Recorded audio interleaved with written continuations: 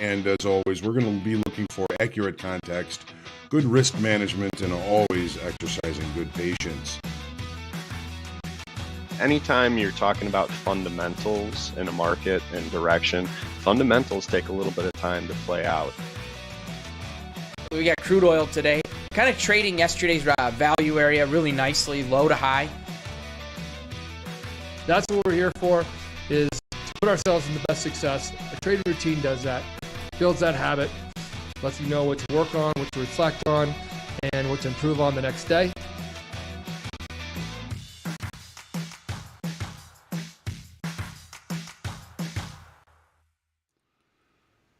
Good afternoon and welcome to the Market Recap, Wednesday, March the 16th. Interesting trading day, to say the least. Lots of information coming out, both market-related and outside of the markets. Hopefully you traded well today. If you didn't, hopefully you were a good risk manager and didn't get too caught up or cut up today.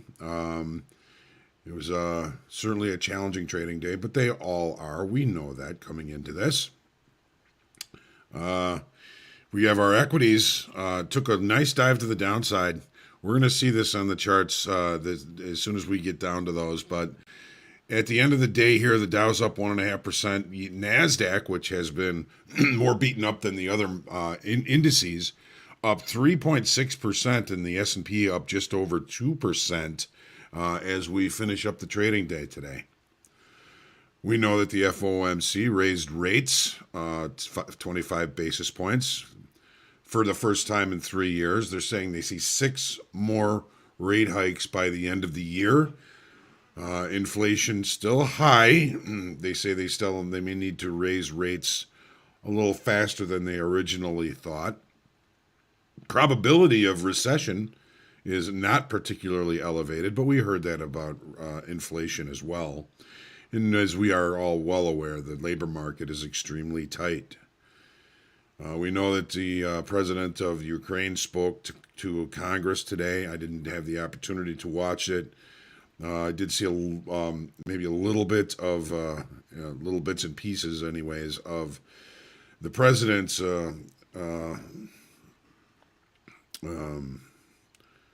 press conference today. Announced another $800 million in aid to Ukraine.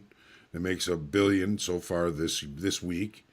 He did call Vladimir Putin a war criminal, you think? White House says additional options may be taken in the form of more sanctions, but no fly zone and no planes. As far as our markets today, crude oil had a 4.3 million barrel boost according to the EIA. That kind of put a cap on any upside activity for us in crude oil today. The E-mini S&P and the Nasdaq FOMC drop really brought a beautiful upside opportunity. The E-mini at the base of the spike we talked about this morning, in the Nasdaq right at the gap close, right at settlement. Gold might be showing signs of being a little bit oversold. We're going to see that in the charts shortly. Euro coiling continues. Market state continues. Stay tuned. Some possible big changes coming for our euro in coming days.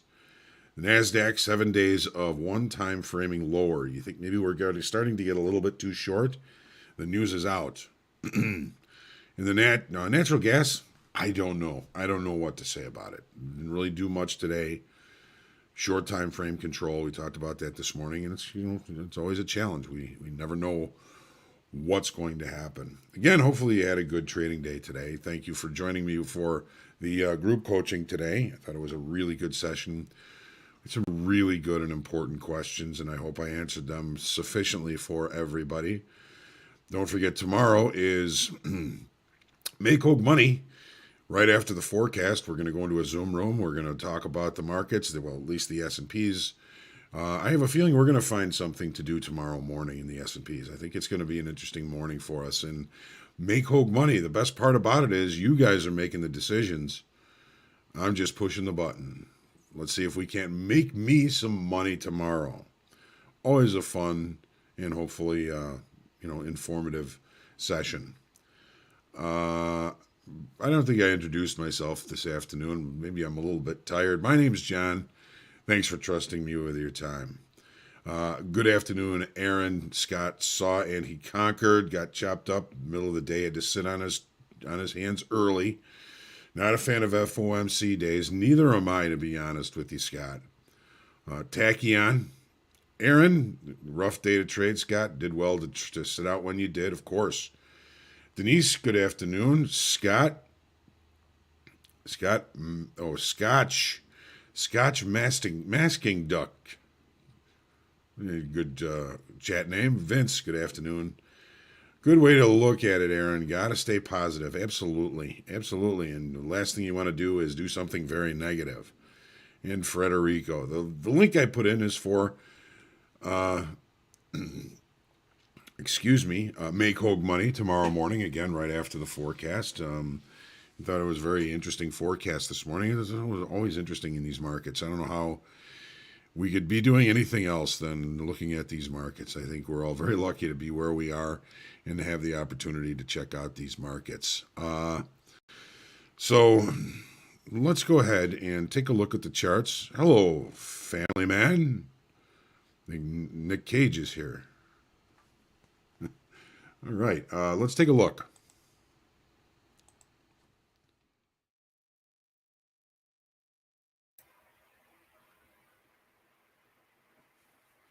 Family Man has a chart named after me. Now I'm scared. All right. Looking at crude oil this morning from the daily volume and open interest, we're a little bit higher on that push down yesterday. Tomorrow is rollover. Excuse me. My goodness. I think we're going to be a little bit blurry as far as volume and open interest is concerned. Demand is now in question with parts of China being locked down. Continuation of the reversal pattern, the bearish engulfing pattern, the head and shoulders pattern. Is it likely we ended up with an inside day and extended trading hours today? Maybe we're getting a little bit too short in short time frame. It wouldn't surprise me to see a little bit of a pullback. We're going to need new business to push this market lower or to continue to push this market lower. Let's take a look at the 30-minute and see how things played out for us today. We opened in range above value.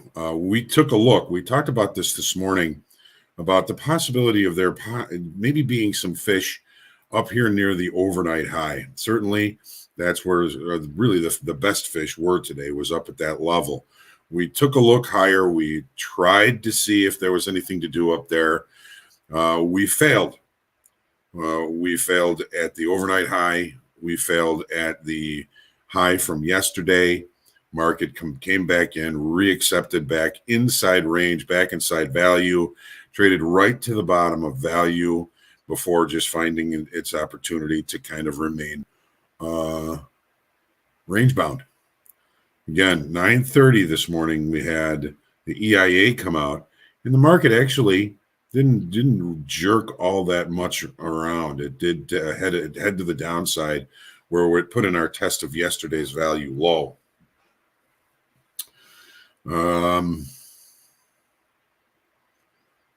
So I think, tomorrow is going to be a kind of a pivotal day. As we get later in the week, we've seen 2 days, now 3 days of continued downside pressure.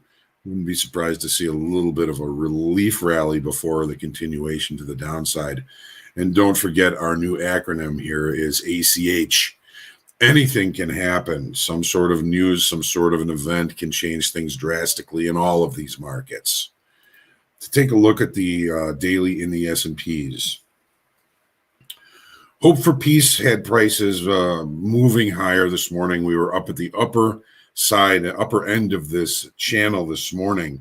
Downside structure remained. We knew the uncertainties that were out. We know the war. We know the Fed. We also know how short traders' memories are. Take a look at the 30 this morning, talking about what happened yesterday. We know we're still in rolls, so open interest wasn't really going to be a player but we knew we had a late spike. And that late spike really came at 42.50 was the level I was really looking at for the base of that late spike. We knew we had some overnight inventory to the long side. The late spike, the gap, the opening range, the low of the session offered a pretty decent opportunity early in the session, about 20 points there or so. As the market continued to kind of rotate lower, when the numbers came out, actually when the Fed came out at 1 o'clock Central, we got a pretty good rush of sellers pushing this market right down to where 42 quarter, one tick away from that 42.50, one tick through it, level that we looked at this morning as the base of the late spike. That push to the downside ran out of sellers. Buyers obviously came in, and we ended up closing the day at the high of the session. So this move back to the base of the late spike in the S&Ps provided really the best trade location of the day. Pow. We looked at it this morning, said, there's fish here. And boy, there weren't there ever. Let's take a look at the Nasdaq daily now. Nasdaq, very similar. We had more room to run to the upside. Now we've got a close, above this loose trend line, really just a channel marker. Hope for peace, of course. Anything can happen. Just same situation, really, as the S&Ps. Here's what happened in the Nasdaq. Now we have our late spike. Okay, that really kind of came in 13,408 was the base of the late spike. Well, opening range, not necessarily the low of the session. We did take a couple of points, look down below that, but we did end up pushing higher when the numbers, when the release came out. We basically closed the gap, traded right to value high from yesterday. We couldn't even get to the base of the late spike before buyers came in and again pushed this market higher. Is this a market state change? Is this a big deal? It might be. So much of it depends on some of the uncertainties in the world resolving themselves in hopefully a short period of time. That would be wonderful, and I hope that that's what happens. We don't know. Gold. All right. The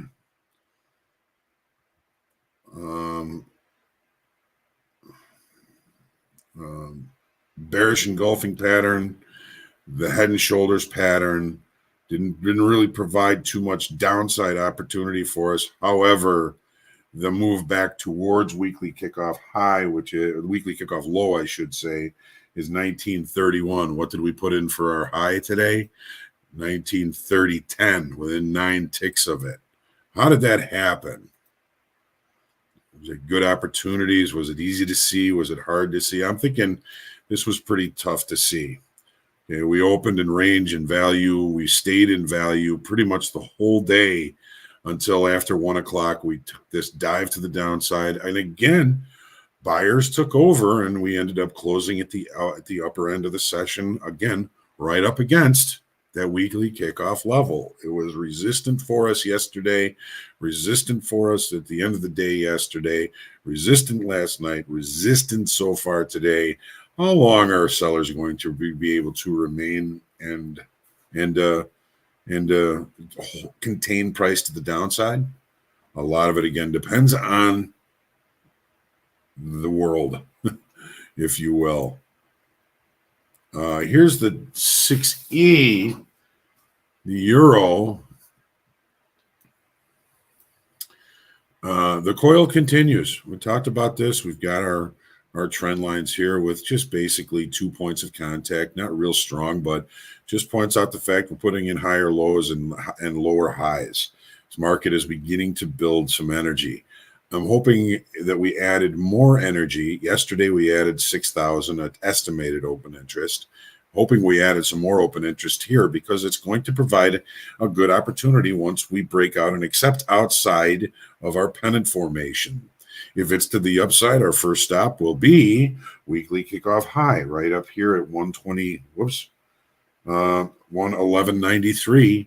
If we break out to the downside, our first stop would be weekly kickoff low, 108.74. In the meantime, we're really trying to focus on the extremes. Short time frame control. Short time frame control respects short time frame levels. Today, we opened, we traded down to this trend line, and we respected it. What's the next move? You going to jump? 10-year. So rates rose today. We've been waiting for that. Take a look at how deep this move is. Down, down, down, down, down, down, down, down. 1, 2, 3, 4, 5, 6, 7 straight days. High to low. One time framing lower in the day time frame. The news is out now. The news is out. Are we getting a little bit too short? Not like we added a whole bunch of open interest yesterday. We lost 21,000 in open interest. I don't know that we're necessarily getting too short here just yet. It just looks like it may be on the chart. Here's the 30. Do you think rates raised? We had a knee jerk to the downside and recovered back into range from the rest of the day. Gap close, no gap, pushed. Maybe we are getting a little bit too short. You're watching today's high tomorrow for a potential move in the opposite direction. But I still think we need to be looking to sell rally, sell strength. Sell strength. And for the nat gas, what's it doing? Not much. Not a really huge change from what we were looking at this morning. We're still short time frame control. We're still range bound. Still seeking information. Well, EIA net gas information is tomorrow. Who knows if that's going to help? Lost 5,600 in open interest yesterday. Did we gain some open interest today? We did come in and finish some unfinished business in the fact that we traded to this naked point of control here. We opened, we looked lower, didn't close the gap, and then started to look to the upside. But I'm finding it very difficult to get a good read or even a good trade location in this market. It's been a tough day. So we'll be patient. We'll make sure we find good opportunities as the day goes on. All right.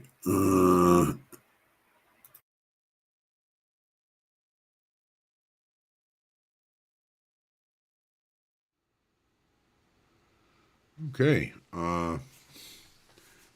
You have a chart named after me. Like I said, I'm scared, but I'm also intrigued. Chris, happy Fed Day. Evan, my plan keeps me away from scary inside days. Dan, wild day. Managed to sell NQ highs by the ES lows and then barely get anything for it. Tomorrow will be better. Yeah, there's a lot of nerves on these days. Dan also tried selling some below the opening range low midday. Worked for scalps, but I gave up after 43.05. Gave way to the upside. 100 plus ES range days are filled with fun and whipsaws. 100%. Vince, you do see through my eyes. You saw it. Let's respond. Dan, how about those ultra bonds getting whipped around too? Yeah, I don't really keep that close an eye on the ultra bonds. Although I do like them. If I were to trade a treasury, it'd probably be the ultra bond. V bottom after gap fill magic on NQES was fun. Captain Price, good to see you. Still made my average green day good. Still going to look to the upside for now, so they more likely to keep buying dips. Seemed like an auction day. Biden talk keeps shaking the tree as usual. Yeah, he has a tendency to do that, doesn't he? So, all right. It's Thursday. It's the recap. What happened on this day in history? Let me get to it here. The U.S. Military Academy is established. I believe it was in 1792 that West Point was established. 2008, I'm sure some of you remember this, Bear Stearns collapsed. 85-year-old investment bank just turned and flipped.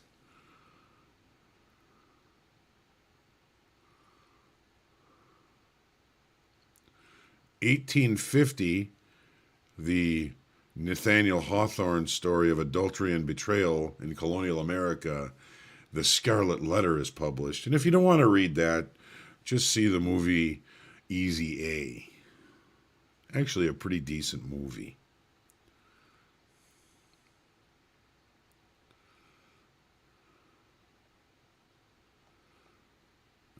In 1751, on this day, the father of the Constitution, James Madison, is born. 1751. This day in music,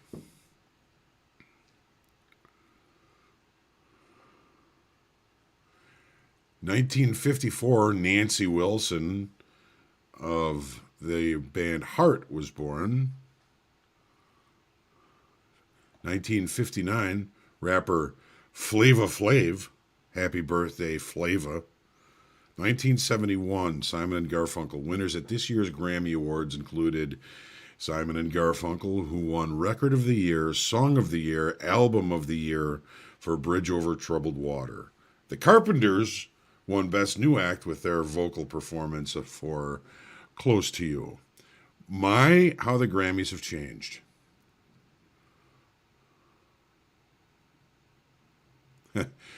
Today in 1972, John Lennon lodged an appeal with the U.S. Immigration Office in New York after he was served with deportation orders arising from his 1968 cannabis possession conviction. We're going to throw him out of the country for a little weed. 1977, I remember this song. Paper Lace was at number 1 on the UK singles chart with the anti-war pop song Billy, Don't Be a Hero.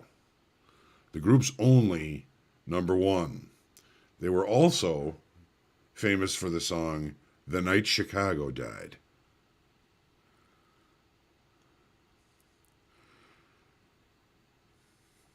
Yeah, it's about enough of this. Let's be ready for tomorrow, huh? Tomorrow, yeah, I'm excited for tomorrow's trading session as always. You know, there's always opportunity, always more to learn. It's one of the things I love about this. I feel like we're lucky to be able to have the opportunity to do this. Free markets for free men. All right. On that note, let's call it a recap or a forecast or whatever it is. I think I am a little bit tired. It's my wedding anniversary. I'm going to be going out to dinner with my wife tonight, and I'm going to make sure that we have a quiet and early evening. I got some trading to do tomorrow to make sure that I'm taking care of business. So get some rest, be good to yourselves, be good to each other, stay kind, stay humble, and please keep praying for peace, strength, and freedom. We'll see you tomorrow morning, 7:45, the market forecast. Have a great night.